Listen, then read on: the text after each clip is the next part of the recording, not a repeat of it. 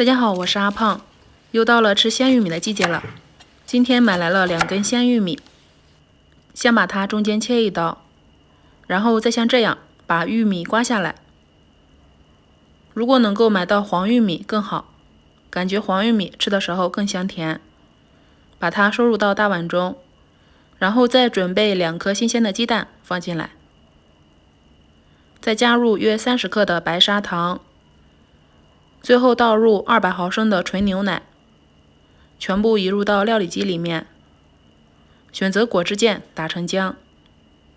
打好之后取出400毫升放入大碗中，然后加入3颗酵母，先把酵母搅拌溶解，激发出它的活性。现在向里面加入300克中筋或者是低筋面粉，搅拌至没有干粉颗粒、比较顺滑的面糊，像这样。然后盖上保鲜膜，发酵至体积 1.5 到2倍大。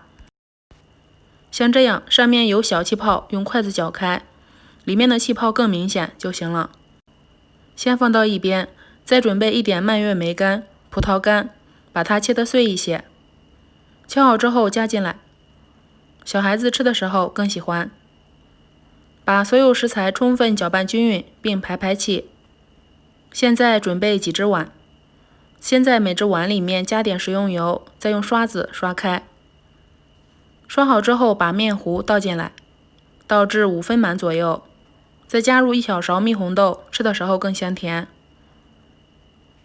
用勺子按压一下，最后把剩下的面糊也平均分到每个碗中。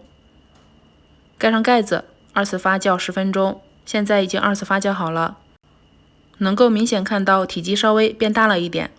接下来冷水上锅，大火烧开之后再蒸25分钟，最后关火焖5分钟，稍微放凉不烫手的时候就可以脱模了。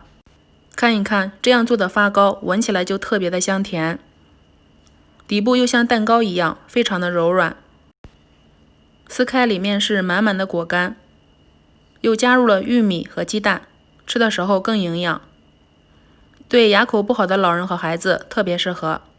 喜欢就自己动手做香甜的果味发糕，给自己吃吧。我是阿胖，喜欢我的视频就关注我吧，谢谢。